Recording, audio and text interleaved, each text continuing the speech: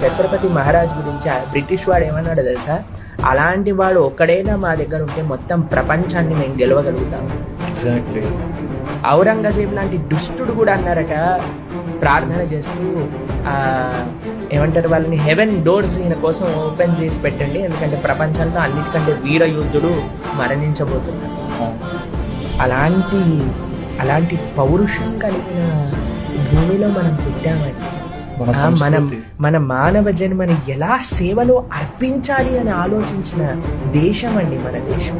మీకు ఒక విషయం చెప్తానండి, ఏ బయట రాజ్యములలో కనీసం 10-20 సంవత్సరాలే వేరే మతం వాడు పాలిస్తే మొత్తం దేశం ఆ మతం మారిపోయింది. కానీ మన భారతదేశానికి 1000 సంవత్సరాలుగా అన్య మతస్థులు మనల్ని ఆక్రమించినా సరే ఇప్పటికీ సనాతన సంస్కృతి నిలబడింది. 50 కోట్ల మంది కుంభమేళాకి వెళ్ళారు అనంటే అది మన ధర్మాన్ని యొక్క గొప్పతనం. కానీ మన దేశ యువత కానీ దీన్ని మర్చిపోతే వచ్చే జనరేషన్స్ ఇవి చూడండి.